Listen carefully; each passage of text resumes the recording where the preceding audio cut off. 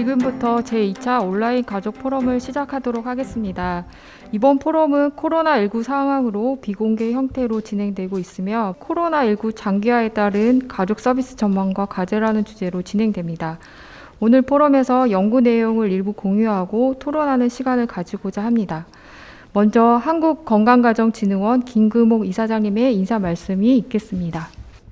네, 안녕하십니까. 한국건강가정진흥원 이사장 김금옥입니다. 오늘 코로나19 장기화에 따른 가족 서비스 전망과 과제라는 주제로 2021년 제2차 온라인 가족 포럼을 개최하게 된 것을 진심으로 뜻깊게 생각합니다. 가족 포럼은 다양한 가족의 전문가들을 모시고 국민과 열린 토론의 장을 마련하여 가족정책 서비스를 공유하고 발전시켜 나가기 위해서 마련된 자리입니다. 코로나19 발생 이후에 우리가 한자리에서 의견을 나누지 못하고 이렇게 영상으로 만나게 되어서 무척 안타깝게 생각합니다. 오늘 이 자리를 위해 바쁘신 중에도 발제와 토론으로 함께해 주신 우리 윤소영 박사님, 그리고 김옥녀 교수님, 한은주 센터장님, 윤성원 센터장님, 그리고 자장을 맡아주신 우리 정지영 교수님 진심으로 감사합니다. 그리고 특별히 오늘 영상 시청으로 함께하고 계신 국민 여러분께는 또 특별한 감사를 드립니다. 코로나19 상황이 장기화되면서 사회적 거리두기로 일상의 대부분이 비대면 생활 양식으로 재편됐고 우리 가족 생활도 많은 변화가 있었습니다.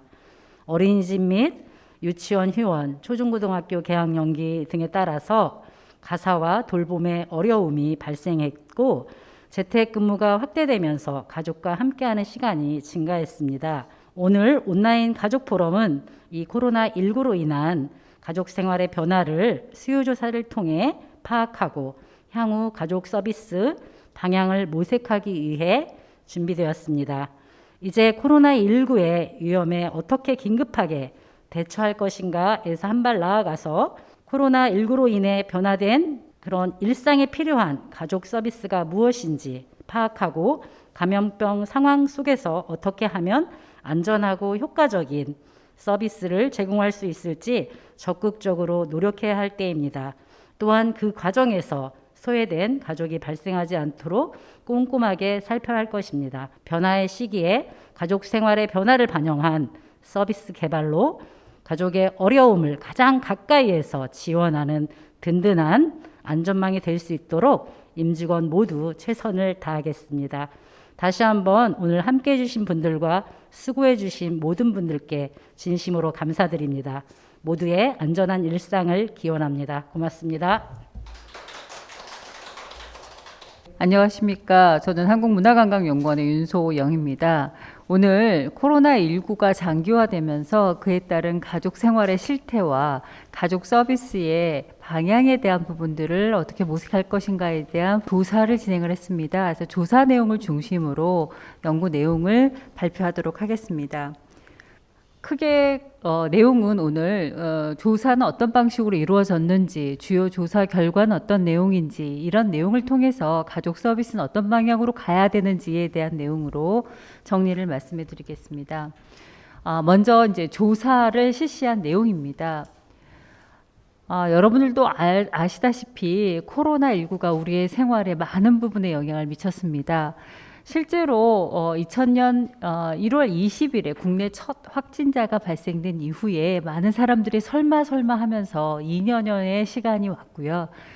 최근 발표한 대로 11월부터는 위드 코로나 단계적으로 일상을 회복한다라고 했는데 그 사이에 계속해서 우리는 우리 삶에 많은 영향을 받는다고 알고 있습니다. 특히 코로나19가 장기화되면서 많은 학생들과 또는 재택근무를 하게 되는 직장인들이 온라인으로 비대면의 서비스로 어떤 업무나 수업을 하게 되고 이로 인해서 학생들 같은 경우에는 학습 격차라든가 청소년 보호에 대한 사각지대가 발생한다든가 여성 고용이 감소하고 돌봄 노동에 대한 책임이 증가한다든가 이런 것들에 대한 연구 결과나 내용들이 발표된 바가 있습니다. 실제로 이 내용에 대해서 과연 그러한가, 어느 정도 심각한가, 또는 그것을 통해서 우리 서비스는 어떻게 가야 되는가를 연구의 목적으로 삼았습니다. 가족 서비스의 이용 현황과 수요를 파악하는데 특히 비대면 서비스에 관련돼서 앞으로 우리가 요번에 겪은 경험이 앞으로의 서비스의 전환에 어떠한 영향을 줄지를 좀 살펴보려고 합니다. 두 번째로 코로나19가 장기화됐을 때 가족 생활의 변화는 어떻게 되는지를 분석해 보는데 이와 관련돼서 코로나19 이후에 비대면 서비스를 확대한다라고 우리가 가정했을 때 그에 대해서 이용자들과 일반 국민들은 어떻게 생각하고 있는지에 대해서 의견 조사를 했습니다. 그리고 코로나19 이후에 자녀 돌봄, 고용이나 근무 형태, 가족관계나 활동, 정서적 상태 등에 관련돼서 어떤 변화가 있었는지를 분석하고 이것을 통해서 향후 위드 코로나 시대에 가족센터의 서비스는 어떤 방향으로 가기를 원하는지에 대한 선호를 가지고 분석을 하였습니다. 또 한편 그 일반 국민들이 생각하기에 가족에 대한 인식과 결혼에 대한 태도는 어떻게 변화해 왔는지, 코로나 시기에 변화가 있었는지도 분석해 보고자 합니다. 이런 것들을 통해서 가족 서비스는 앞으로 어떤 방향으로 나아갈지를 제안하는 것이 본 조사의 목적이었고 그것을 통해 오늘 포럼에서 발표를 하게 되었습니다. 조사는 일단 가족 서비스에 대한 조사 내용과 가족 생활 및 가족에 대한 인식 조사 내용으로 크게 구분이 됩니다. 가족 서비스는 경험자들을 중심으로 조사할 수밖에 없었고요. 그래서 일반 국민들 중에서 경험자 219명, 또 센터 이용자 1000명을 대상으로 1219명을 대상으로 조사가 된 내용입니다. 가족 생활 변화나 가족에 대한 인식 조사는 일반 국민 1,500명, 센터 이용자 1,000명을 해서 2,500명을 대상으로 저희가 샘플 가지고 분석을 했습니다. 실제로 그 응답자들은 어떤 특성을 가지고 있는지를 간단하게 말씀을 좀 드리면 많은 부분이 그 응답자가 61.6%가 여성이었고요. 연령대별로는 40대가 가장 많았습니다. 1인 가구는 7.8%가 됐고 부부와 자녀로 이루어진 3인 가구 이상이 54.3%가 됐습니다. 지금 다문화 가족과 한부모 가족도 포함이 됐는데 다문화 가족은 전체의 20.2%가 포함이 되었고요. 한부모 가족은 8.2%가 포함됐다고 보시면 됩니다. 실제로 이러한 내용을 중심으로 분석한 내용들을 다층적으로 분석한 내용들을 말씀을 드리도록 하겠습니다. 크게 내용은 가족 서비스에 대한 이용 현황과 수요에 대한 내용과 코로나19 장기화로 인해서 가족 생활은 어떻게 변화했는지 변화에 대한 내용과 가족에 대한 인식과 태도에 대한 부분들로 나누어서 말씀을 드리고자 합니다. 가족 서비스 이용한 경험이 있는지는 아까 말씀드린 대로 1219명에 대한 부분들로 조사가 됐는데 실제로 이것은 이 데이터를 좀 읽는 데는 여러분들이 좀 주의를 해야 되는 부분이 전체 구성보다는 사례수 대비 빈도가 얼마나 되는지에 대한 비율로 보시면 될 것 같습니다. 그래서 왼쪽 투표에 남성인 경우에 사례수는 960명인데 빈도는 그래서 325명으로 해당되는 부분으로 보시면 되고요. 여성의 경우에도 1540명 중에서 57.4%로 이해하시면 될 것 같습니다. 그래서 전체 사례수 중에 이제 누가 어느 정도가 봉답했느냐에 대한 부분입니다. 특이한 거는 저희가 오른쪽에 그 다문화 가족에 대한 부분들이 전체 504명 중에서 484명으로 96% 정도. 그러니까 응답자들이 다문화 가족인 경우에 대부분 서비스를 이용했다라고 보시면 될 것 같고요. 한부모 가족도 204명의 전체 대상자 가운데 99명인 48.5%가 응답을 한 걸로 보시면 될 것 같습니다. 이러한 특성들은 나중에 특성별 분석에서 확인을 하시면 될 것 같습니다. 가족 서비스를 이용한 경험이 있느냐에 대해서 지금 가족센터가 제시하고 있는 여러 가지 서비스들의 중에서 이용 경험을 중복응답해서 봤을 때 교육 프로그램과 문화 프로그램의 이용이 가장 높은 걸로 나타날 수 있습니다. 이 그림은 2020년도에도 저희가 조사한 내용을 비교해서 2021년도에 대한 부분들로 저희가 비교해서 이제 그 두 개의 색깔로 제시를 해왔습니다. 그랬을 때 가장 높은 비율로 보이는 것이 교육 프로그램, 문화 프로그램이고 그 차이가 가장 큰 것은 상담 프로그램이라고 볼 수 있습니다. 그래서 실제로 2020년도에 비해서 2021년도에 그 차이는 지금 교육 프로그램, 문화 프로그램, 상담 프로그램 순서로 많이 나타나지만 차이는 상담 프로그램이 조금 더 높게 작년 대비 높게 나타난 것을 좀 볼 수 있습니다. 가족 서비스 이용을 어떤 식으로 했는지에 대한 경험과 방식에 대한 것들도 질문하였습니다. 우선 교육 프로그램, 문화 프로그램, 상담 프로그램에 대한 부분들로 질문을 하였는데 보시면 일반적으로 어떠한 이용을 했느냐에 대한 빈도를 물어보면 필요할 때마다 응답한다는 사람이 가장 많았습니다. 그런데 보시면 여기에 상담 프로그램 같은 경우에 주 1, 2회에 이용한다라는 사람들이 교육이나 문화 프로그램보다는 조금 높은 경향이 있어서 좀 주기적으로 이용하는 경우들도 좀 있는 것으로 보여집니다. 그러면 이제 실제로 이용하는 방식은 어떻게 하고 있는가를 저희가 이제 비대면과 대면에 대한 또는 두 개의 이용 방식을 합해서 본 방식에 대한 부분으로 봤을 때 교육 프로그램이나 문화 프로그램, 상담 프로그램 모두 다 비대면 프로그램이 대면과 비대면 프로그램이 좀 많은 편으로 보여집니다. 그런데 비대면 프로그램은 문화 프로그램에서 조금 높은 비율로 좀 보여지고요. 대면 프로그램은 상담 프로그램에서 상대적으로 높은 비율을 차지하는 것을 볼 수 있습니다. 실제로 저희가 대면과 비대면을 상황상 또 코로나의 상황에서 우리가 혼합해서 쓸 수밖에 없는 현실적인 문제가 있지만 실제로 그 서비스를 이용한 데 있어서 이용 방식은 서비스의 유형에 따라서 프로그램 내용에 따라서 좀 차이가 있는 것으로 보여집니다. 세 번째로는 공동육아 나눔터와 그다음에 아이돌봄 서비스에 관련된 내용으로 지금 앞에 말씀드린 내용과 같이 이용 빈도와 이용 방식에 대한 것들을 질문했습니다. 여기도 마찬가지로 필요할 때마다 이용한다라는 게 비율이 좀 높았고요. 특히 이제 아이돌봄 서비스보다는 공동육아 나눔터가 더 비율이 높은 걸로 보여졌고, 그리고 또 한 달에 한두 번 이상 사용한다라는 게 주 1회, 2회까지 포함해서입니다. 아이돌봄 서비스가 전체 62.5% 정도가 되는 것으로 보여집니다. 공동육아 나눔터도 55% 정도가 되는데 아이돌봄 서비스가 한 달에 정기적으로 사용하는 그런 비율이 좀 높은 걸로 파악이 됩니다. 이용 방식과 관련돼서는 앞서 말씀을 드린 것처럼 일단 대면, 비대면을 합해서 하는 경우들이 전반적으로 다 높은 걸로 보여집니다. 그런데 아이돌봄 서비스 같은 경우에는 이제 대면보다 이제 대면과 비대면을 합해서 하는 경우가 가장 이용이 높았고요. 그런데 이용이 왜 높을까에 대해서 이제 고민을 해봤더니 실제로 많은 사람이 응답할 때 자녀의 온라인 교육 지원까지 포함해서 포괄적으로 응답한 것이 아닌가라는 추정을 하게 됩니다. 다섯 번째로는 가족 역량 강화 지원 사업에 관련돼서 질문하였습니다. 그래서 지난 1년 동안의 가족 서비스 중에서 그 가족 역량 사업에 관련된 부분들의 이용 빈도를 어떠한지를 물어봤더니 이것도 필요할 때마다가 가장 높게 나타나고요. 그다음에 이용 방식도 대면과 비대면을 모두 이용한 경우가 제일 많고, 그다음에 비대면, 대면 순으로 나타난 것으로 볼 수 있습니다. 다문화 특성과 관련된 사업에 대한 부분도 마찬가지입니다.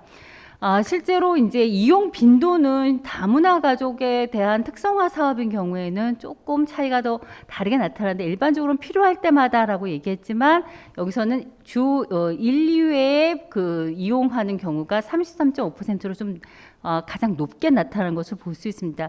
그 차이는 조금씩 있을 것 같습니다만 1순위가 다른 서비스에 비해서는 이런 그 주 1, 2회라는 좀 이렇게 정기적으로 또는 짧은 주기로 사용하는 이용자들이 많은 것으로 보여지고요. 이용 방식은 대면과 비대면 모두 이용한 경우가 가장 많고 대면과 비대면 순으로 나타난 것으로 볼 수 있습니다.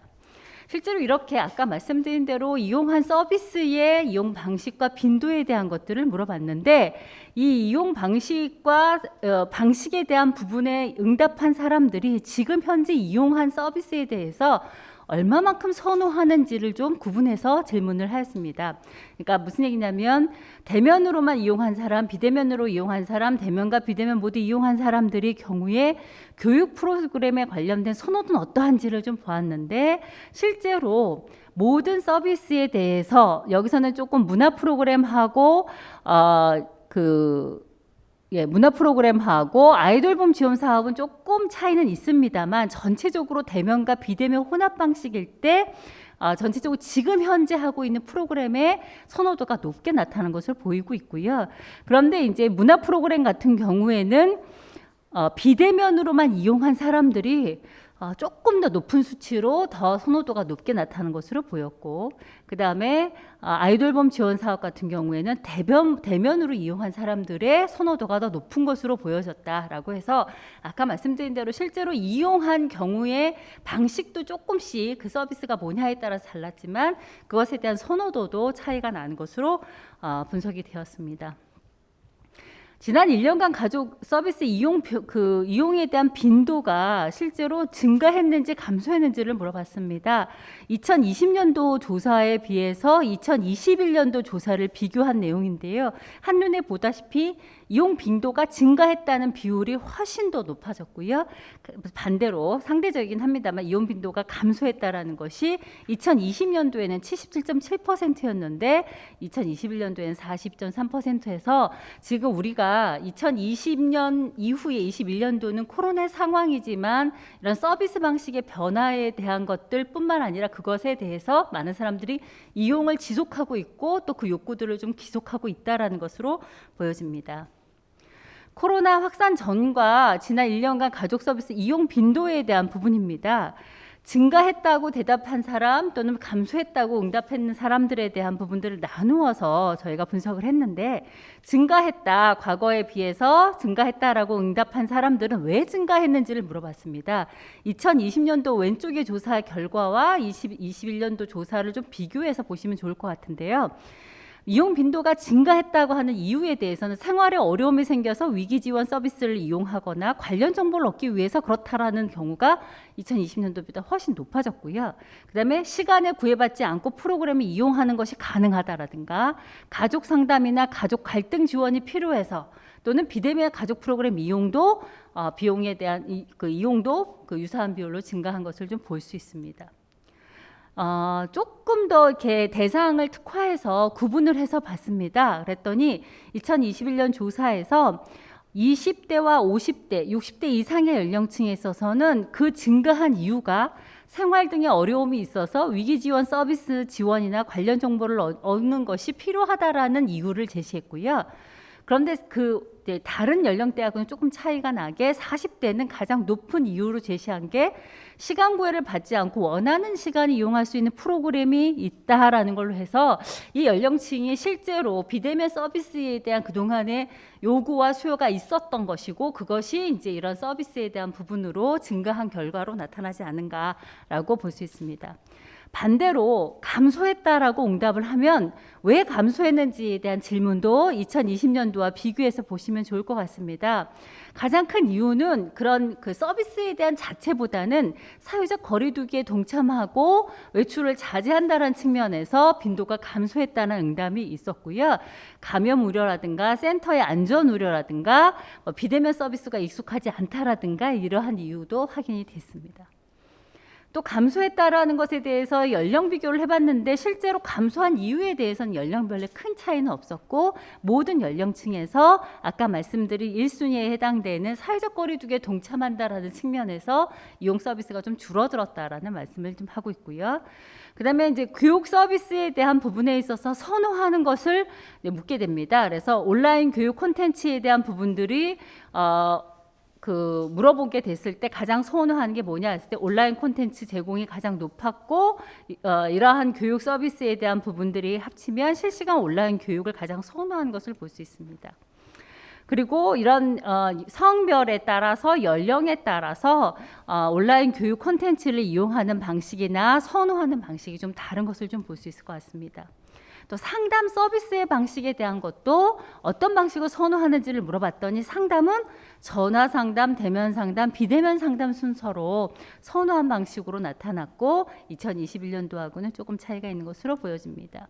이것도 연령과 성별에 따라서 약간씩의 차이가 있어서 어느 연령대냐에 따라서 그 서비스에 대한 방식이 좀 다른 것을 볼 수 있습니다. 문화 프로그램이나 돌봄 방문 서비스는 자녀의 사례 관리 서비스에 대한 요구가 많은 것으로 좀 보여져서요. 그리고 그 다음으로는 프로그램 키트라든가 그 다음에 자녀의 센터 이동에 대한 지원 서비스, 긴급 돌봄 서비스에 대한 순서로 요구도가 높은 것으로 보여집니다.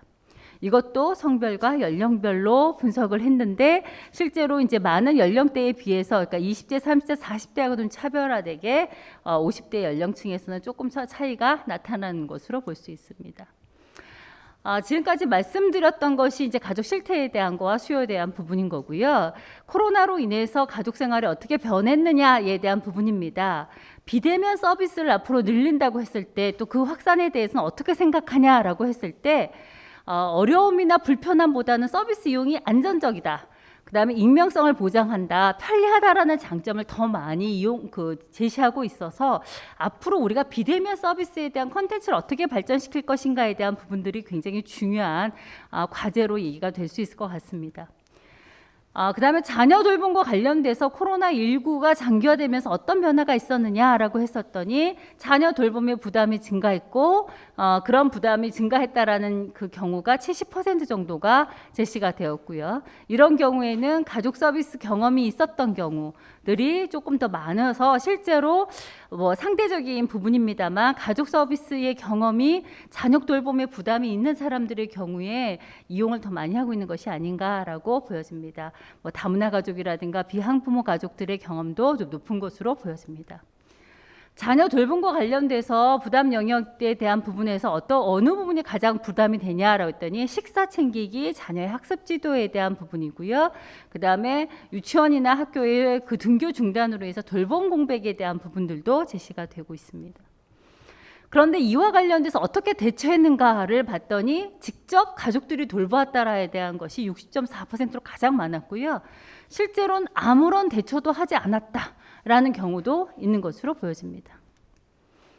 자녀 돌봄과 관련돼서 관련 제도에 대한 경험들을 직장이나 또는 이제 자배 관련돼서 어떠한 제도를 경험했느냐라고 했을 때 재택근무가 가장 많았고요. 그다음에 단축 근로제, 무급휴직제, 시차 출퇴근제에 대한 부분들이 경험을 했습니다. 또 자녀 돌봄과 관련돼서 온라인 학습을 자녀가 하게 됐을 때 그로 인한 스트레스는 어떠한가에 대한 부분들에서 약 60%, 59.4% 정도가 스트레스가 증가했다라고 제시하고 있습니다. 그래서 이러한 그 스트레스가 증가한 사람들의 경우에 보니까 가족 서비스 이용을 경험한 사람들, 특히 여성, 30, 40대 재택근무 경험자들 이런 경우들의 스트레스가 높은 걸로 보여져서 우리 스트레스가 좀 높은 사람들이 가족 서비스에 대한 이용을 통해서 그 스트레스를 조금 줄이려는 어떤 방안들로 사용한 것으로 보여집니다. 근데 그 스트레스가 어떤 부분에서 가장 증가했는가라고 했더니 자녀가 학습 기회나 학습의 질이 충분하지 않아서 불만이다. 라는 부분이어서 장기적으로 이 지금 현재 비대면 교육 서비스에 대한 불만들이 좀 있는 것 같고요. 그것에 대한 질적인 부분들을 어떻게 보완할 것인지에 대한 문제가 있는 것으로 보여집니다. 또 자녀 발달 지원에 대한 의견에 있어서 언어 발달이나 사회성 발달 지원 문제가 일어났냐라고 생각하는 경우에는 52.5%가 그렇다라고 얘기하고 특히 30대, 40대 그다음에 이제 그 직업군에 대한 부분에서도 자영업자들, 다문화 가족, 재택근무 경험이 있는 경우들이 비율이 상대적으로 높은 것으로 나타났습니다. 그랬을 때 자녀 발달 지원에 대한 대처를 어떻게 하고 있느냐라고 얘기했을 때 이러한 것에 대해서는 가족과 함께 하는 시간을 좀 늘렸다라는 부분들이 있고요. 그다음엔 학원이나 사설 교육기관의 기회를 더 제공한다라는 경우도 있고 아무런 대처를 하지 못한다는 경우도 16.8%가 되는 것으로 나타났습니다. 고용 및 근무 형태의 변화했다라고 응답한 사람들도 전체의 17.5%인데 많은 경우들이 굉장히 놀라울 정도로 실직의 경험을 했다라고 경험을 얘기하고 있고요. 특히 이제 고용상의 변화에 대한 것도 계약직이나 무기계약직으로 변화했다고 응답하고 있고, 그것으로 인해서 그럼 특히 그 중에서도 재택근무로 인해서 일상생활의 변화는 이 사례 내용은 좀 재밌었던 것 같은데, 많은 부분들이 조금 재택근무로 인해서 일상생활에 많은 변화가 일어날 것이다로 예측을 했지만, 가장 큰 변화로 식재료나 밀키트, 집안 인테리어나 설비, 장비 등을 새로 구입하거나 소비했다라는 변화가 제일 많이 늘어나서, 이런 부분에 대한 것들이 실제로 생활상에서 큰 변화를 경험하고 있구나라는 생각이 듭니다. 오히려 출퇴근 시간 감소로 10시간이 늘어났다, 이런 응답보다는 훨씬 더 높게 나타난 것으로 볼 수 있어 시사점이 좀 있었습니다.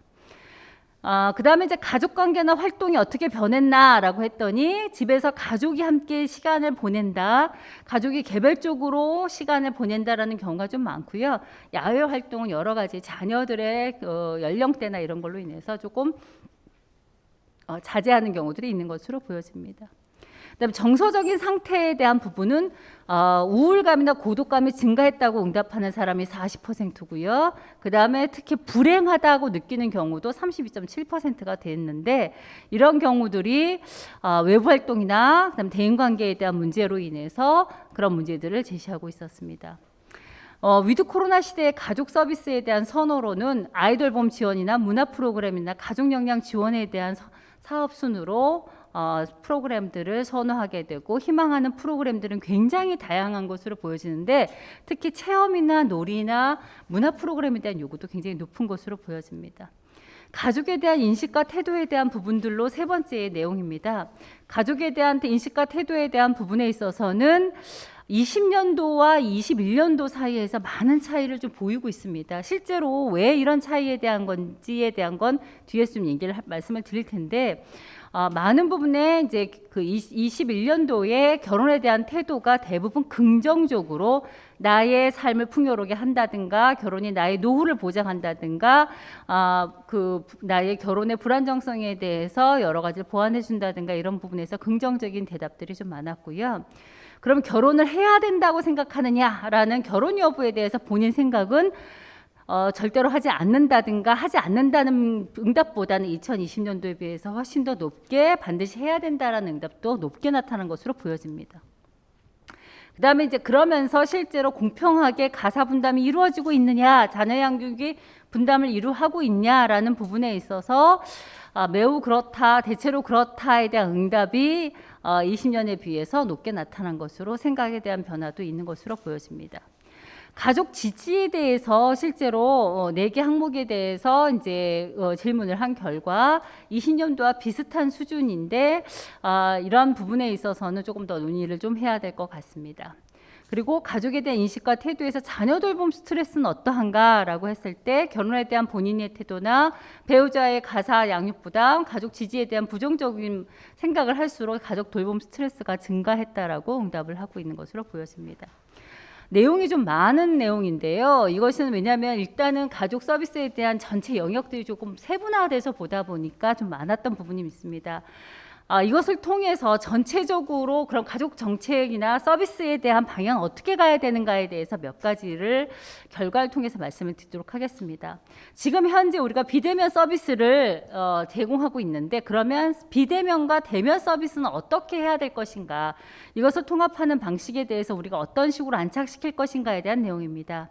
코로나19 발생 후에 비대면 서비스가 확대되고 있고, 각 서비스별로 이것을 혼용하고 있습니다. 근데 이 혼용하고 있는 방식에 대해서 사람들은 70% 이상이 자기가 지금 현재 받는 서비스 방식을 선호한다고 응답을 했고요.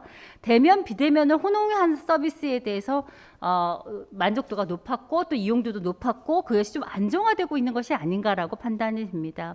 그래서 이런 서비스 이용의 안정성, 익명성, 그다음 편리성 등의 장점이 크다라는 측면에서 앞으로 이러한 서비스를 확대시키는 부분들, 또는 코로나가 또는 종식되거나 또는 위드 코로나로 그 이후에 내년부터의 서비스에 대한 부분에서 비대면 서비스로 우리가 제공해야 되는 영역과 방식은 어떤 식으로 가야 될 것인가에 고민이 좀 됩니다. 특히 서비스별로 서비스의 그 진행 방식에 대한 선호가 대면 서비스는 아이돌봄, 상담, 다문화 특성화 쪽에 좀 집중되어 있고요. 비대면 서비스는 문화나 교육, 한국어 교육에 관련된 선호도가 높은 것으로 보여집니다. 그래서 이런 것들을 통해서 위드 코로나 시대에 이것을 서비스를 안착시키기 위해서는 지원 체계를 좀 고도할 필요가 있다라는 제안을 드립니다.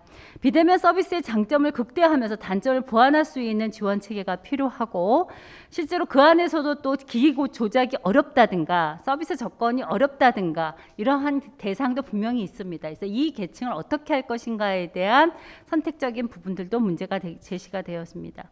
대면 서비스에 대한 수요는 여전히 존재하기 때문에 그러면 어떠한 식의 방역 시스템과 대면, 비대면 어떤 방식으로 혼용을 할 것이고, 그 다음에 이런 서비스를 어떻게 안정하게 구축할 것인가에 대한 부분들도 제시가 될 필요가 있고요. 현장에서는 이러한 센터 종사자의 디지털 역량 강화에 대한 부분도 필요할 것이라 보여집니다.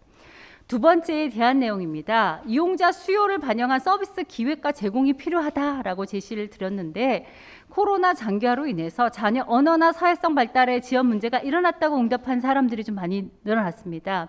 또 코로나19의 가족 생활의 병행에 연계해서 집에서 가족들이 함께하는 시간이 늘어났다라고 얘기하는 사람들도 일어났습니다. 그래서 그런 측면에서 또 선호도가 아이돌봄 지원, 문화 프로그램, 가족 역량 강화 지원에 대한 순서로 해서 위드 코로나 시대에 가족 서비스에 대한 선호도가 높게 나타난다고 보면, 실제로 이것에 대한 것은 우리가 수요 부분에서 어떻게 할 것인가에 대한 부분입니다. 그걸 제안 첫 번째로는 돌봄 서비스와 가족 문화 프로그램에 대한 융합 프로그램이 필요하다라는 겁니다.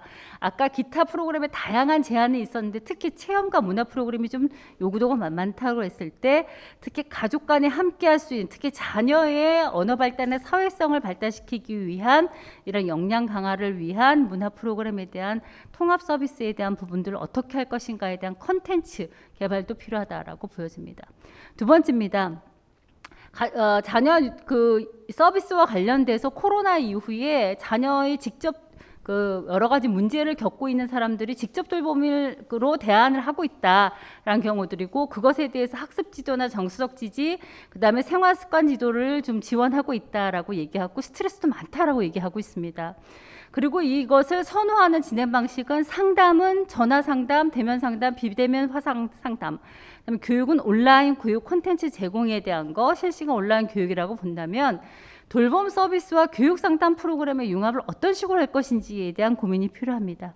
자녀를 대상으로 직접 서비스를 제공할 때에는 자녀 양육자의 돌봄 지원을 지원하는 방식으로 서비스 지원 범위를 확대할 필요가 있고, 그것에 대해서 이런 그 양육자 스트레스를 위한 상담 프로그램 같은 것들을 제안드립니다. 그다음에 상담이나 교육 프로그램 이용이 증가하기 때문에 자녀 돌봄 관련돼서 지원이 구체적으로 필요하는 또는 선호하는 서비스에 대한 진행 방식에 대해서 어떻게 그 프로그램을 개발할 것인지에 대한 내용이 필요합니다. 마지막으로 제안을 드리는 것은 코로나19 초기와 그 비교해 봤을 때 결혼 및 출산에 대한 태도가 굉장히 변화한 것을 수치상으로 저희가 확인했던 게 이 조사의 가장 큰 이유라고 보여집니다. 그래서 이것은 코로나19 생활이 지속되면서 사회적인 대인관계가 축소되고 중요한 생활 중심의 영역이 가족 단위가 됐다는 걸 확인한 자료인 것 같고요. 그것이 결혼을 통한 가족 형성의 중요성이나 가족 관계를 통한 정서적 유대감의 충족 등에 대해서 굉장히 중요한 메시지를 좀 주는 것이 아닌가라고 보여집니다. 그렇지만 여전히 경제적인 상황이나 맞벌이 등으로 인해서 자녀 양육에 대한 부담은 있는 것으로 볼 수 있으니, 가족에 대한 긍정적인 태도를 지속시킬 수 있는 가족 서비스를 제공하고, 자녀 양육이나 돌봄 서비스 강화를 통해서 안정적이고 행복한 가족 관계를 지원하는 가족 기능 강화에 대한 부분들도 제안을 드리고자 합니다. 결국 향후 가족 서비스 운영에 대한 방식은 가족 서비스 수요에 근거해서 우리가 제안을 할 수밖에 없다라고 보여집니다.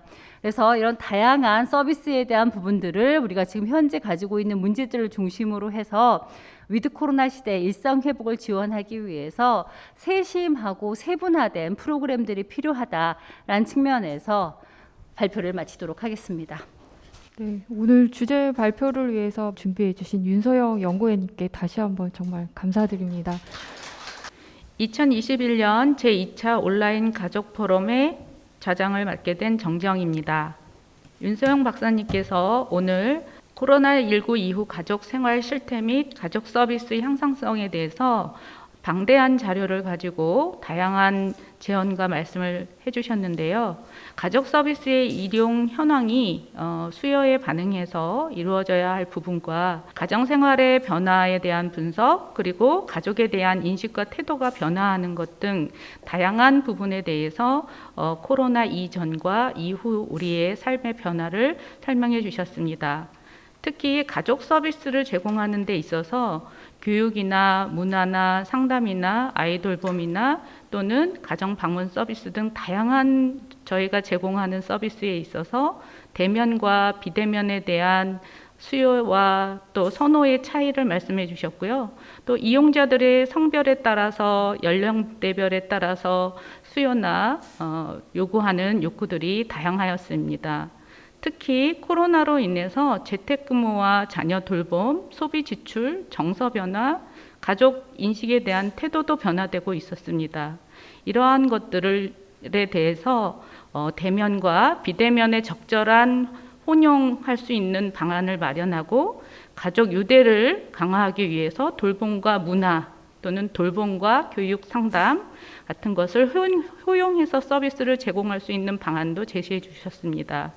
결혼과 출산에 대한 변화도 태도도 변화되고 있기 때문에 이에 대한 세심한 가족 서비스의 설계가 필요하다는 말씀을 제언으로 해주셨습니다. 저희가 오늘 코로나가 벌써 1950명을 넘어서 다시 2000명대에 도달하고 있는데요. 이런 상황에서 저희 센터의 종사자들은 서비스를 휴관하기도 하고 또 다시 재개관하는 반복을 하면서 서비스를 지연하거나 또 서비스의 방법을 바꿔야 하는 아주 어려움에 처해 있습니다. 그래서 학계에 있는 교수님이나 또 현장에 있는 센터장님에 대한 다양한 토론 내용을 참고로 해서 앞으로의 가족의 서비스를 위한 방향을 다시 설계해 보고자 합니다. 주제 발표에 대해서 세 분의 토론자님을 모셨습니다.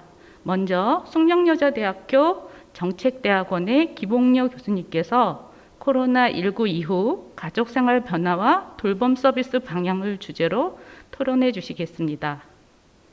안녕하세요. 숙명여대 김옥녀입니다. 코로나19가 가져온 가족생활에 대한 변화, 또 그에 맞춘 가족 서비스 방향에 대해 윤소영 박사님의 발표 내용을 잘 들었습니다. 저는 발제 내용에 대해서 연장선에서 이어오는 토론 내용과 중복되지 않게 사회적인 위기 상황 때마다 겪게 되는 사회적 돌봄의 강화, 그리고 특히 여성의 돌봄 노동으로의 회귀에 대한 과정과 이를 극복하기 위한 제언으로 돌봄 서비스에 대한 정책적 방향에 대해서 논하고자 합니다. 현대사회는 광범위한 위험의 확산과 또 예측 불가능한 불확실성이 증대되는 위험사회라고 할 수 있습니다. 특히 코로나19 팬데믹과 같은 새로운 사회적 위험은 그동안의 산업사회의 위험, 즉 빈곤이나 질병, 또 실업, 노동 유연화에 따른 고용 불안정 등을 강화시켰습니다. 특히 이런 사회적 위험에 크게 노출된 사회적 약자인 여성과 장애인, 그리고 한부모, 이주민, 그리고 저소득층 등은 경제적 빈곤과 함께 돌봄 공백으로 인한 양육 및 부양의 어려움으로 인해서 일상생활에 큰 어려움을 봉착하게 됩니다. 특히 다문화 사회로의 전환 과정에 있는 한국 사회에서 이주민들은 코로나19로 인해 정주민보다 사회로부터 차별과 배제를 더 많이 경험하는 것으로 나타나고 있습니다. 이러한 현상은 이주민들이 이주 사회의 환경에 적응하고 통합하는 데 장애 요인으로 작용될 뿐만 아니라 정주민과 이주민의 일상생활의 삶의 질을 하락하는 데 동반을 하게 됩니다. 더욱이 한국인의 삶의 질은 경제적인 수준 대비 상당히 낮은 수준에 머물러 있는 상황이죠. OECD가 2020년에 발표한 삶의 질 지수에서 40개국 중에 32로 낮은 수준에 나타나 있습니다. 이런 상황에서 2020년 1월부터 급격하게 확산되고 2021년에 이어 장기화되는 코로나19 팬데믹 현상은 우리가 예상치 못한 다양한 사회적 위험을 만들어냈습니다. 사회적 거리두기의 멈춤은 사회 곳곳에 멈춤으로 이어졌죠. 보육 및 교육기관의 휴원, 그리고 휴교로 인한 학습의 격차는 물론 학습 기회의 박탈까지 이어졌고, 노동시장의 멈춤은 노동 유연화로 인한 실직 증가로 그로 인한 경제적 빈곤이 발생하게 됐습니다. 코로나19가 만들어낸 사회적 문제를 해결하기 위한 정책 개발, 그리고 서비스 제공 속도는 코로나19가 만들어내는 사회 문제의 발생 속도를 따라갈 수가 없습니다. 그로 인해 생긴 피해와 위험 극복은 고스란히 가족의 몫으로 남게 되는 상황이 되고 있습니다.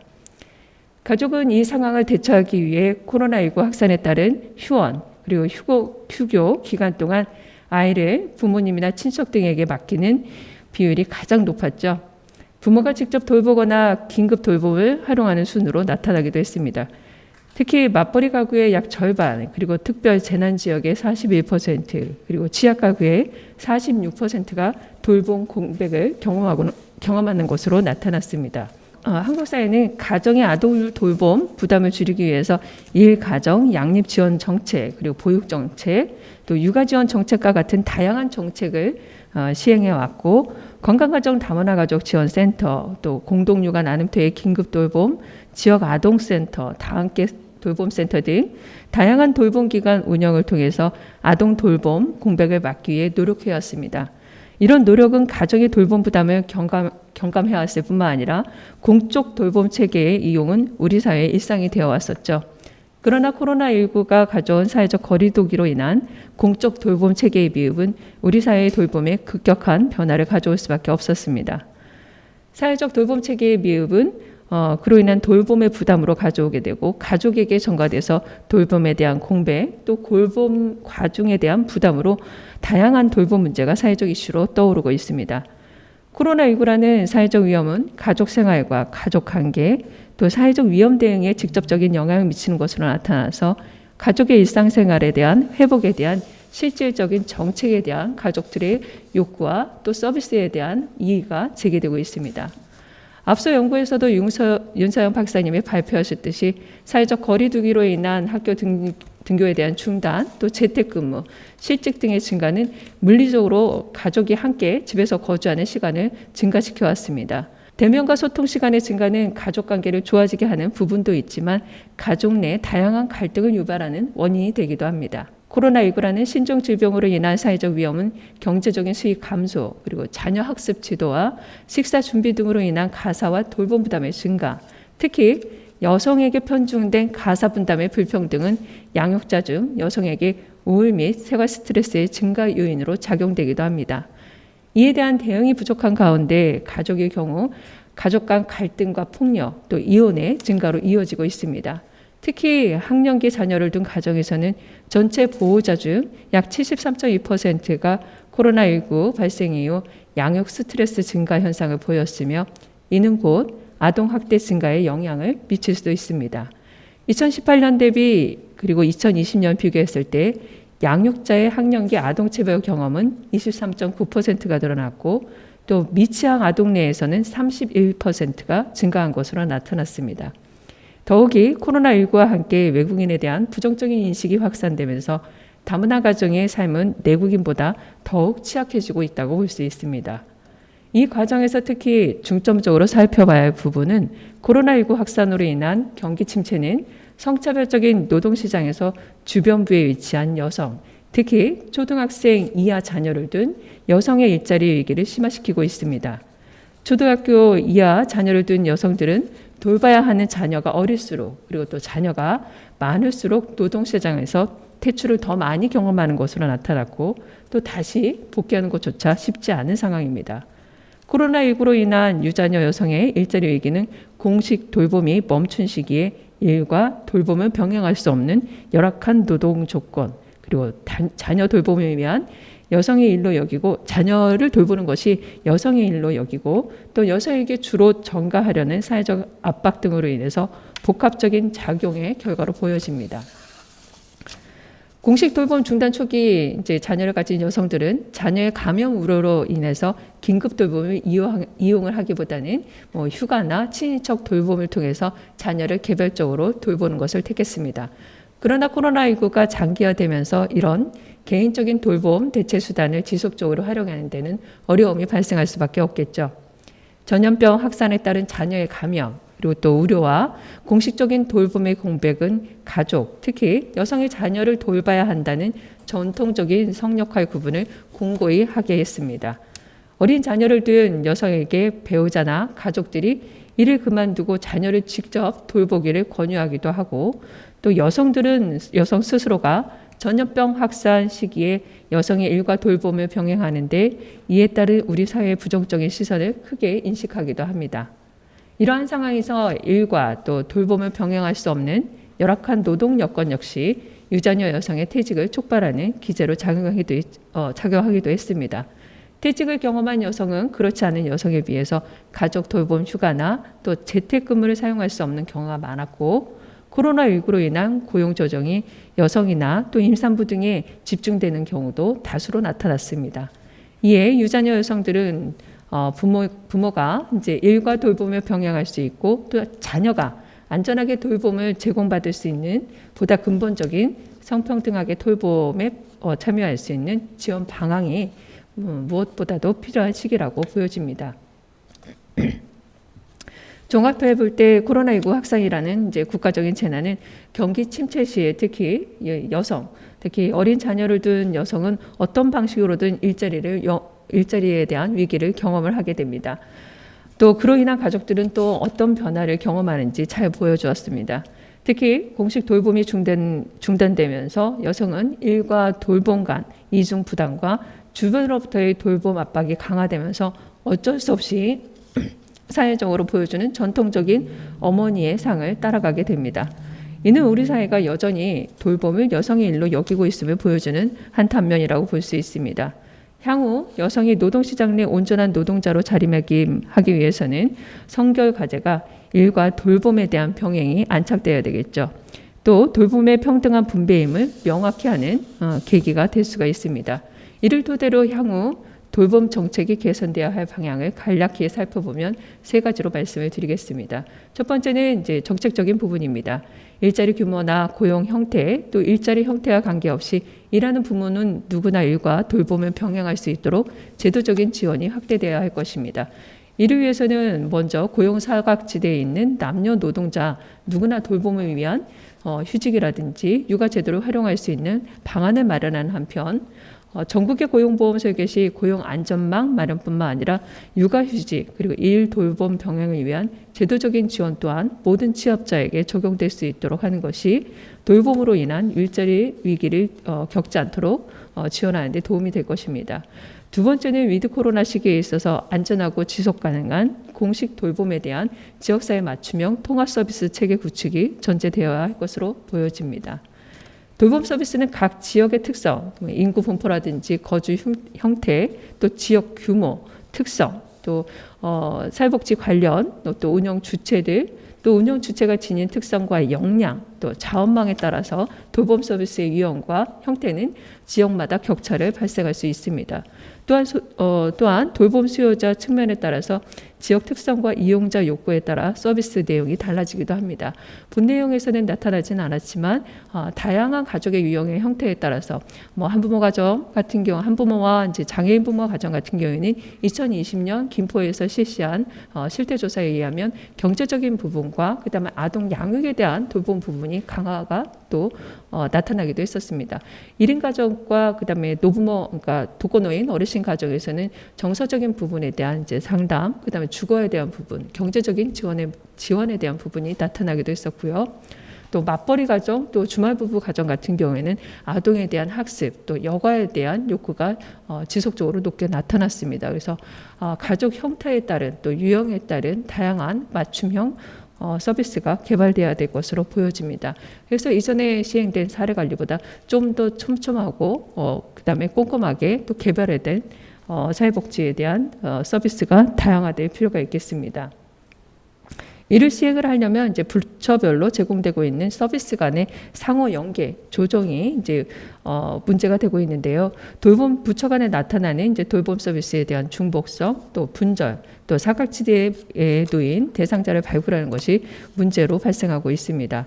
서비스의 효과적인 운영을 위해서는 지역사회의 다양한 돌봄 관련 기관과의 네트워크 형성과 또 활성화를 통해서 사각지대에 놓인 수요자를 발굴하고 또 전문 사례 관리를 통해서 수요자가 필요로 하는 맞춤형 서비스 제공이 무엇보다 필요한 실정입니다. 이를 위해서 기관은 다양한 서비스 제공 기관과 콘텐츠 개발에 대한 필요성이 급부상할 수밖에 없고, 대상자의 욕구와 부합하는 포괄적인 서비스 제공을 위해서 무엇보다 자원의 한계성을 지닌 기관은 지역사회 복지 또 민간 기관과 적극적인 연대를 할 수밖에 없습니다.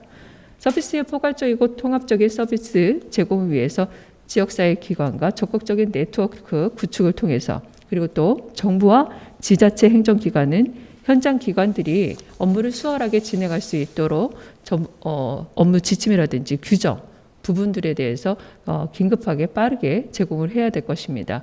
무엇보다도 이런 것들을 진행하기 위해서는 현장 기관의 인력적인 부분 또 예산적인 부분이 먼저 선행적으로 지원이 돼야지 서비스의 질을 확보할 수 있을 것이라 보여집니다.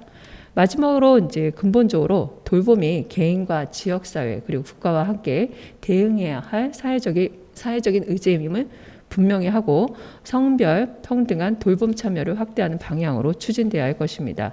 코로나 상황에 어떤 공식 돌봄의 중단은 돌봄 서비스에 대한 지속이 일하는 양육자뿐만 아니라 돌봄 대상자에게도 질 높은 삶을 영위하게 하는 기본 전제가 됨을 확인할 수 있었습니다. 이에 돌봄 문제 해결을 위해서 국가는 물론 지역사회와 사회 구성원 모두가 함께 참여하고, 또 자녀가 양육자의 일이 아닌 양육자의 한쪽 편의 일이 아닌 양육자 공동의 책임을 명확히 하는 인식 개선이 되어야 할 것으로 보여집니다. 이상으로 짧은 토론을 마무리하겠습니다. 감사합니다. 네, 코로나 시기에 가족생활 변화와 돌봄 서비스 방향에 대해서 토론을 해주셨습니다. 코로나로 인해서 특히 이러한 시기에 사회적 위험에 대처하는 사회적 약자들의 생활과 삶이 더욱 어렵다는 말씀을 강조해 주셨고요.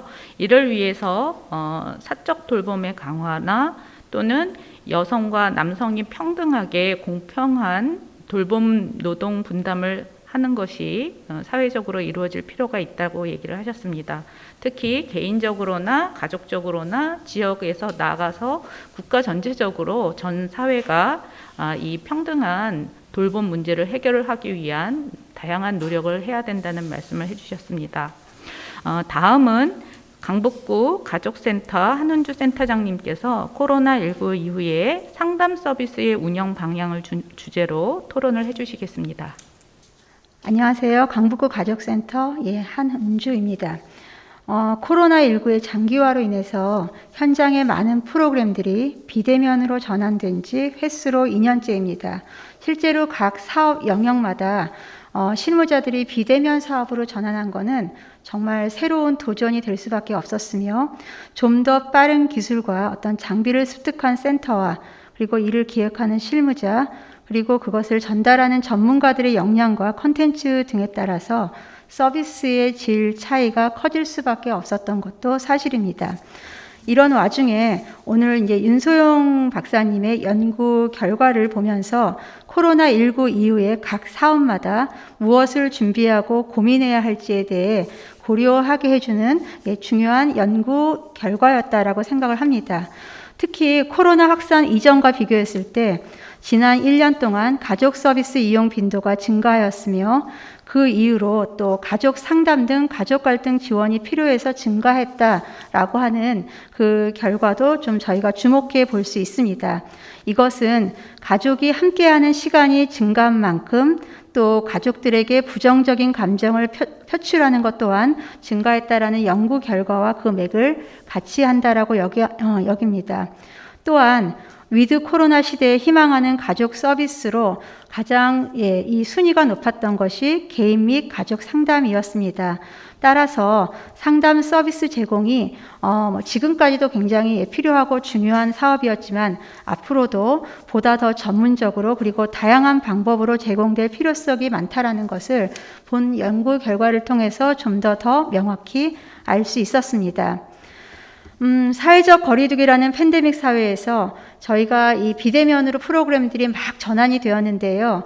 특히 교육이나 문화 사업들이 빠르게 전환한 거에 비추어서 상담 서비스는 끝까지 대면을 고수했던 것도 사실입니다. 그러다 사회적 거리두기가 굉장히 강화되기 시작하고 멈추지를 않다 보니까 실제로 이제 상담 서비스 역시 비대면으로 전환이 되기 시작을 했고요. 실제로 이때 가족관계 등 여러 가지 갈등이나 위기를 경험하고 있는 개인 또는 가족에게 제공한 전화 상담 또는 화상 상담이 실제로 스트레스를 완화하고 해결 방법을 찾도록 하는데 매우 절실했었던 방법이었던 것도 사실입니다. 그러나 저희가 비대면 가족 상담을 사실은 진행해 보지 못했던 경험이 커서 초기에는 센터 실무자, 상담자, 그리고 내담자들 모두 다 어려움을 경험했던 건 사실입니다. 예를 들어서 정확하게 이제 비대면 상담을 위한 환경 구축이 잘 이루어지지 않은 상황에서 상담사가 자신의 개인적 공간에서 상담을 진행했을 경우에 상담사에 대한 안전 여부, 저희 굉장히 고민이 많았었고요. 내담자들 역시 보다 안정된 공간에서 집중할 수 있도록 이 상담에 임해야 되는데 예를 들어서 퇴근 후에 시간이 되다 보니까 약속된 시간이 되다 보니까 차 안에서 운전하면서 상담실에 들어오시거나 또는 부부가 같이 상담을 하다가 중간에 한 분이 밖에서 아이가 찾아요라고 해서 한 분이 밖으로 나가거나 했을 때 실제로 상담은 집중적으로 그리고 효과적으로 진행이 될 수가 없었습니다. 또한 저희가 화상 상담이나 전화 상담을 거부하고 끝까지 면접 상담 기다리겠다라고 하는 내담자들에게도 그냥 저희가 적절히 관리하거나 대처를 잘 못했던 것도 사실입니다. 그렇다라고 하면 향후 위드 코로나 상황이 도래되고 일상으로 복귀가 왔을 때 저희가 2년 동안 경험한 비대면 상담이 사라질 것이냐라고 묻는다라고 하면 실제로 굉장히 힘들었지만 모두 다 그렇지 않다라고 대답을 할 것입니다. 앞으로 비대면 상담은 면접 상담을 신청할 때 하나의 또 선택 사항이 될 수 있으며 회기별로 적절하게 혼용이 되지 않을까라고 예측을 합니다. 따라서 센터는 변화하는 상황에 발맞춰서 비대면 상담이 보다 더 잘 진행될 수 있도록 가족 상담실 환경을 사실은 또 구축을 해야 되고요. 그리고 비대면 상담시 지켜야 할 규칙 등이 적힌 비대면 상담 계약서, 이게 저희가 보통 계약서를 작성하는데 비대면이었을 때 아까 어떤 상담사나 내담자 모두 다 집중할 수 있는 어떤 안정된 어떤 환경 속에서 이 상담에 임할 수 있도록 하는 좀 더 구조화된 어떤 그런 방법들이 쓰여져 있어야 되고요. 그리고 이것을 잘 이해할 수 있도록 도와야 하지 않을까 싶습니다. 또 반대로 상담사들 역시 비대면 상담을 통해서 상담을 진행했을 경우에 구조화 작업에 있어서도 또 다른 어떤 전문적인 역량을 습득해야 될 것이고요. 실무자 역시 내담자뿐만 아니라 상담자를 보호하기 위한 윤리 규정 준수도 해야 되고 또 상담 과정의 이해를 충분히 습득해야 할 것이라고 생각을 합니다. 또 마지막으로 대면으로 진행된 상담과 비대면으로 진행된 상담의 효과가 어떤지에 대한 결과 데이터 구축도 이루어져서 실제로 어떻게 했을 때 가장 내담자들에게 좋은 결과들을 낼 수 있는지에 대한 연구 결과들도 저희 현장은 또 기다리고 있습니다. 그럼에도 불구하고 사실 상담의 선호 방식은 대면입니다. 그리고 비대면 상담이 이루어질 수 없는 그런 사례들도 많습니다. 예를 들어서 폭력이 의심되거나 당연히 비대면 상담 이루어질 수 없습니다. 그리고 의사소통이 어려운 다문화 가족, 그리고 온라인 진행이 익숙하지 않거나 불편하다라고 하는 어떤 내담자들 같은 경우엔 대면 상담으로 진행할 수밖에 없고요. 더불어 가족 상담사들 역시도요. 저희가 계속 훈련을 그렇게 받았기 때문에 더 그런 것 같습니다. 상담은 대면으로 진행되는 것이 맞다라는 생각을 많이들 하고 계시고요. 이유는 상담 서비스를 신청하고 오신 이런 개인 또는 가족이 매 회기마다 센터까지 오시면서 생각한 게 뭔지, 그리고 상담실에 들어올 때 어떤 자세와 태도, 그리고 표정 등은 사실은 모두 다 상담사들에게 내담자를 이해하게 하는 중요한 자원입니다. 더불어 상담실 내에서 어떤 작업을 통해서 만나는 어떤 접촉, 저희는 보통 첫 만남 이렇게 표현을 하는데요. 이러한 것 역시 상담사에게 매우 중요한 기술이고 내담자를 변화시키는 데 중요한 역할을 하는 것도 사실입니다. 저희가 그동안 익숙하게 공부를 해왔었던 그런 상담의 어떤 방식들이 있음에도 불구하고 현재 상담을 제공하는 서비스의 방식은 변할 수밖에 없고, 그러한 도전 속에서 우리는 이게 맞다 저게 맞다라고 하는 판단을 하기보다는 내담자들의 어떤 욕구와 선호에 따라 우리는 선택을 해야 되고, 그리고 이에 따른 전문성을 유지하도록 좀 더 유연성을 갖추면서 저희가 나아가는 것이 저는 맞다라고 생각을 합니다. 본 연구 결과에서 저는 가장 좀 많이 눈여겨서 보여졌던 것이 위드 코로나 이후 희망하는 가족 지원 서비스로 개인 및 가족 상담이 가장 높은 순위로 나타난 연구 결과에 비추어서 저는 가족 상담의 어떤 중심 기관은 저희 가족센터다라고 하는 인식을 보다 더 강화시켰으면 좋겠고요. 그리고 저희는 가족 상담의 어떤 기관으로서 고유성을 보다 더 확고히 정립하였으면 합니다. 현재 외로움과 우울증 등 어떤 심리적인 어려움을 호소하는 사람들은 증가하고 있지만, 실제로 이들이 가서 상담을 먼저 받아봐야겠다라고 하는 어떤 인식은 그렇게 높지는 않다라고 저는 생각을 합니다. 즉 어렵지만 많은 사람들은 거의 상담은 마지막에 선택할 수 있는 어떤 수단이 아닐까라고 하는 어떤 그런 부분들도 여기에 영향을 미치지 않나라고 생각하는데, 제때 어쩌면 초기에 좀 더 빨리 전문적인 도움을 받았다라고 하면 비교적 쉽게 해결할 수 있는 그런 적응상의 문제들도 제때 도움을 받지 못하면 더 악화될 수 있다라고 하는 사실 어떤 여러 상담 관련 연구 결과들에 비추어서 일반 대중들이 상담 서비스의 필요를 인식하도록 돕는 것도 저희가 해야 할 일들이라고 생각을 합니다. 저희가 이제 통합센터가 되면서 가족 상담을 하나의 어떤 단위 사업으로 하기보다는 저희는 통합적으로 교육과 상담과 문화 사업들을 다 적용할 수 있도록 사업을 진행을 하고 있습니다. 강북구 센터 같은 경우에도 생애주기별 가족 교육이나 다문화 가족 사업, 여러 가지 맞벌이 가족 사업의 교육과 문화 사업을 진행할 때마다 개별적으로 어려움을 호소하는 어떤 분들은 다 개별 상담으로 진행을 하도록 하게 해서요. 보다 쉽게 상담이 어렵고 이게 문제가 많은 사람들이 가는 거야 라는 것보다는 좀 더 단순하게 접근할 수 있도록 돕고 있습니다. 실제로 이를 위해서는요, 담당자가 내가 상담 담당자는 아니라 하더라도 저희 기관에서 일하는 모든 실무자들이 굉장히 민감하게 가족을 체크하고 또 선별할 수 있어야 되고, 그리고 이 상담하고 연결짓게 하도록 하는 매개체 역할을 좀 톡톡히 한다라고 하면 좀 더 시너지 효과가 있을 것이라고 생각을 합니다. 마지막입니다. 지금까지 계속해서 저희가 제기되어 온 상담사들의 처우 문제 역시 심각하게 고민해 주시길 바랍니다. 사실 상담사는 상담 서비스의 질을 좌지우지하는 중요한 자원입니다. 그러나 여전히 상담사들의 처우는 가족센터에서 상담을 지속적으로 하지 못하게 하는 요인이 되고 있기도 합니다. 따라서 앞으로 저희가 위드 코로나 이후에 상담에 대한 서비스가 훨씬 더 욕구들이 늘어난다라는 것을 예측해 본다라고 하면, 실제로 일을 진행하고 있는 전문 상담사들에 대한 처우, 이들에 대한 어떤 여러 가지 저희가 해야 할 것들을 더 먼저 고민하고, 그리고 서비스의 질 향상을 그 다음에 꾀하는 것이 맞지 않을까라는 생각을 합니다. 이상입니다. 감사합니다. 네, 한은주 센터장님께서 가족 상담과 관련된 서비스 운영 방안에 대해서 말씀해 주셨습니다. 코로나19가 장기화되면서 가족과 함께하는 시간과 생활이 만족스럽다고 하는 답변에 비해 또 가족 상담의 필요도가 상당히 높아졌습니다. 위드 코로나 시대가 되면서 대면 성격이 강했던 상담이 이제는 전화나 화상 상담을 통해서 빠르게 다양한 방식으로 변화되고 있는데요.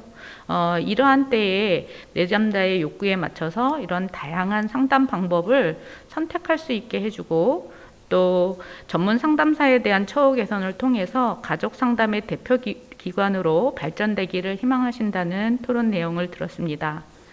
다음은 구류시 가족센터 윤성은 센터장님으로부터 가족과 문화 서비스 수요 및 운영 사례에 대해서 토론을 듣도록 하겠습니다. 네, 안녕하세요. 구리시 가족센터장 윤성은입니다.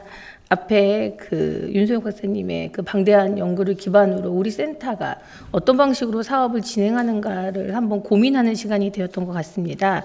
제가 이제 하게 되는 토론 부분은 가족 문화 사업에 관한 수요, 그리고 실제로 우리 센터에서 그 사업이 어떻게 진행됐는가에 대한 부분인데요. 앞에 많은 발제 토론자분이 말씀하셨던 그 우리가 만났던 다양한 위기들에 대한 것들은 이미 저희가 안다라는 대전제로 저는 그 위기를 어떤 방식으로 기회로 만들었는가에 대한 고민을 좀 같이 하고자 합니다. 코로나19가 처음 생겼을 때는 저희가 어떻게든 휴관과 개관을 번갈아 가면서 기존의 서비스가 가능할 것이다라고 하는 믿음을 좀 가지고 있었지만 결국은 비대면이 대세가 된 시점에서 저희들이 만났던 첫 번째 혼란은 적절한 비대면 사업의 기획이었습니다. 그래서 2021년과 2020년을 비교해 보면 그 발제문에서 보듯이 서비스의 질과 양의 차이가 날 수밖에 없는데요. 초반에는 대면을 비대면으로 옮겼다라면 2021년의 사업들은 처음부터 비대면을 기획한 사업이라고 볼 수 있습니다. 우리가 우리 센터에 이용자들을 모시고 했던 프로그램을 그대로 동일한 강사의 키트를 보내주는 방식이었다라면 기획 단계부터 이용자들을 모으고 서비스를 제공하고 거기에 대한 평가와 만족도를 얻는 일련의 방식들이 하나의 비대면 프로세스로 정착되는 시기였고 저희를 혼란에 빠뜨렸던 다양한 플랫폼들에 대해서도 저희가 고민하는 시기였습니다. 그래서 2020년이 2021년을 준비하는 기간이었고 저희가 이 기회를 통해서 고민하고자 하는 부분들은 뭐냐면 비대면 사업이 가지고 있는 우리가 놓쳤던 강점입니다.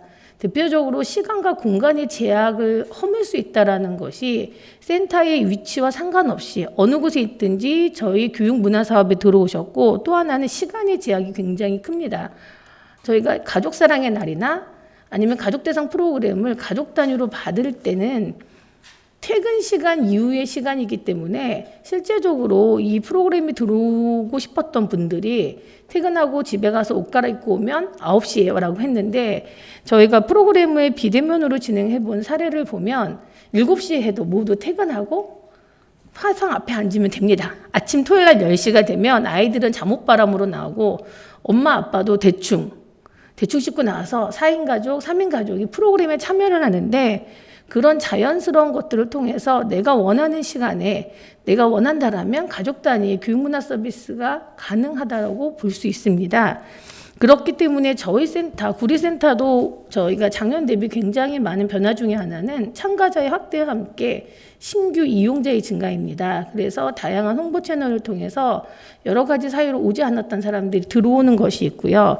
또 하나는 저희가 지향하는 가족 문화를 만드는 데 있어서 모든 가족이 한 공간에 있다는 강점이 있습니다. 말씀하셨듯이 재택근무, 재택수업의 다양한 이유로 거주 공간에 모든 식구들이 옹기종기 모여 있다라고 하는 건 굉장한 스트레스 상황이기도 하지만 또 한편으로는 굉장한 친밀감의 상황이기도 합니다. 그래서 예전에는 화면 앞에 우리 식구들과 가족이 오픈되는 것이 꺼려졌다면 지금은 아무렇지도 않게 그냥 거실에 핸드폰 놓고 4인 가족이 탁자 위에 옹기종기 앉아서 키트를 가지고 하고 저희 부모 자녀 프로그램 하다 보면 하다가 엄마와 딸이 싸우기도 하고 또 다른 집을 보기도 하고 저희가 그 다양한 문화 체험하면서 그 가나 팔찌 만드는데 그 엄마가 못해서 딸이 너무 구박을 해서 나중에 피드백을 받아봤는데 딸이 그렇게 성질을 부리는 것도 부모 입장에서는 하나의 의사소통이었고 긍정적으로 잘 마무리가 됐긴 했는데요. 저희가 그것을 보면서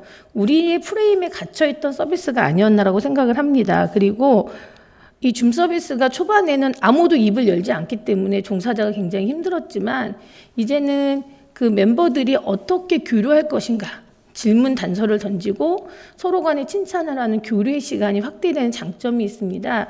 저희 이제 사례로 다문화와 비다문화가 함께하는 경기도형 프로그램이 있는데 그 중에 하나가 다양한 문화체험입니다. 그래서 커플, 예를 들면 가족, 친구 이런 단위로 모으는데 올해 가장 힙한 거는 막걸리를 만들었습니다. 꼬두밥을 해갖고는. 그런데 그 밥하는 동안에 같이 모여서 이야기를 하고 그 동남아 쪽에서 온 친구들이 사과 밥그릇 깎는 거 아시죠? 깎는 시범 보여주고 결국은 거기서 친해진 친구들 나중에 오프라인에서 만나서 밥도 먹고 울기도 하고 또 학부모 모임들은 같은 학부모 모임도 지지하기도 하고 하면서 어떻게 보면 저희가 하는 교육 문화가 어떤 단위 사업에서 확장성을 가질 수 있다고 봅니다. 그리고 건다가 센터들이 오랫동안 지속했던 상담 교육 문화의 통합 사업이 가족 단위의 다양한 가족을 담아내는 사업의 형태로 지금 모든 센터의 사업들이 진행되고 있습니다. 그래서 하나의 섹션을 열었을 때 다문화 가족, 뭐 일반 가족, 비다문화 가족, 한부모 가족, 다양한 가족들, 자녀가 있는 가족, 자녀가 없는 가족들이 하나의 문화라고 하는 프레임 안에 들어오게 되고요. 그 안에서 상담과 교육과 문화를 함께 믹스하여서 그 즐기는 가운데 서로의 문제점들 해결하는 방안으로 프로그램들이 진행이 되고 있습니다. 그래서 저한테 사례라고 말씀하셨는데요. 사례는 보여드릴 수가 없고 저희가 최근에 했던 사업 중에 하나가 매년 하던 세계축제를 못했기 때문에 세계문화축제라는 형태로 일주간의 집중 프로그램을 했었는데 다문화 결혼 이민자가 하는 다문화 이해교육, 여행사를 통한 현지 랜선 투어, 그리고 아이들이 했던 오프라인 패션쇼 이런 사업을 한 800여 분이 와서 참석을 했는데 이때의 평가의 가장 긍정적인 부분은 교육이라고 하는 부모가 볼 때는 자녀에 대한 타문화에 대한 교육이고요. 또 문화라는 측면에서는 가족 간의 의사소통과 즐거움의 공유이고 저희 입장에서는 다양한 가족에 대한 하나 되는 시간이었던 것 같습니다. 그런데 이제 저희가 토론을 맞추면서 이런 변화에 우리 종사자들이 기민하게 응대하는 것들, 적응하는 것도 굉장히 중요한데 거기에 따른 비대면 서비스에 관한 운영 매뉴얼의 부재가 있습니다. 저희가 플랫폼을 선정하고 그 다음에 지금 모든 센터들이 갖고 있는 고민이 있습니다. SNS로 그렇게 많은 사람들에게 경품을 주기로 했는데 기프티콘을 쓸 수 없다라는, 그래서 이거를 상품권을 사서 택배로 보내야 하는가 이런 문제들도 있고요.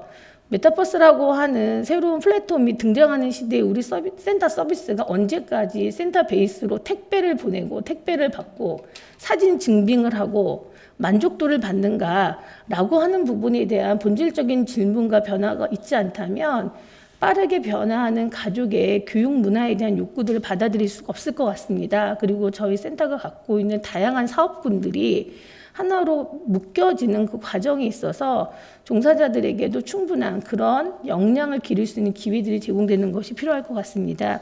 우리 발제자가 말씀하신 것처럼 돌봄과 문화교육이 하나가 되기 위해서는 그것이 가능한 온오프라인의 플랫폼에 같이 준비되어져야 할 것 같습니다.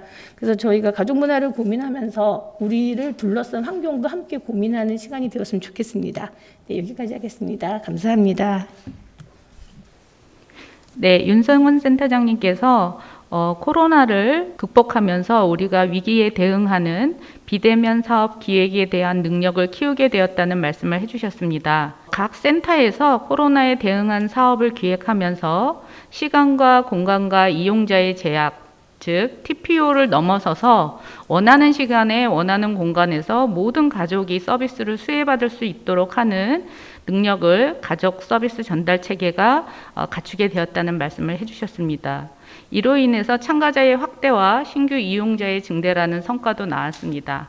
앞으로 다문화와 다양한 가족들의 참여를 융합하고 가족 상담과 교육, 문화 프로그램을 융합함으로써 이용자의 욕구에 맞추는 그런 서비스가 제공되어야 할 것으로 생각됩니다. 앞서 주제 발표를 해주신 윤서영 발표자님께 다시 한번 마이크를 돌려서 토론 주제와 관련된 답변 말씀을 듣도록 하겠습니다. 그 자료가 되게 방대했는데 세 분 선생님이 잘 정리를 해주신 것 같습니다. 저는 세 분 선생님이 그 토론 자료에 뭐 말씀을 드리다기보다 제가 자료를 정리하면서 지금 요번에 조사하는 비대면 서비스로 이용자들, 가족 정책을 이용하는, 가족 서비스를 이용하는 이용자들이 비대면 서비스에 대한 부분들을 어떻게 이용했고 선호하는지를 좀 파악을 했는데, 그러면서 계속 들었던 그 생각이 그러면 제공하는 정책 서비스를 제공하는 기관이나 정책 방향도 어떻게 변화돼야 되는가에 대해서 고민을 하게 됐습니다. OECD에서 분석을 하면서 정부의 그 디지털 정부에 대한 얘기를 하면서 몇 가지 조건을 얘기하는데 그 중에 첫 번째 조건이 이용자 중심의 서비스를 제공해야 된다 이런 얘기를 했거든요. 그럼 이용자 중심의 서비스를 제공하기 위해서는 그들이 원하는 수요와 욕구를 정확하게 파악하는 게 필요합니다. 요번에 분석의 결과는 기본적으로 조사에 근거하는데 제가 생각하기에는 이러한 가족 서비스에 대한 수요와 가족 그 생활에 대한 실태 조사가 좀 정례화하고 좀 체계적으로 되면서 공식적인 어떤 조사가 지속적으로 좀 되었으면 좋겠다라는 소망을 갖게 됩니다. 두 번째 조건으로는 이러한 디지털 정부가 되기 위해선 데이터 기반의 정책이 필요하다. 근거 기반의 정책과 서비스에 대한 제안을 제안한 바 있습니다. 실제로 이 센터에서 가족 센터에서 다양한 이용자들과 다양한 그 데이터들이 축적이 될 거고 이것이 어떤 디지털 그 플랫폼이란 형태로 모여서 이런 정책을 기반을 마련하고 방향을 좀 제시하는데 중요한 자료로 활용이 됐으면 좋겠습니다. 그런 측면에서 한국원에서 이런 디지털 플랫폼의 역할을 좀 충분히 할 수 있는 인프라나 이런 기반들이 좀 갖춰주면 더욱 좋지 않을까라는 짧은 생각을 갖게 됐습니다.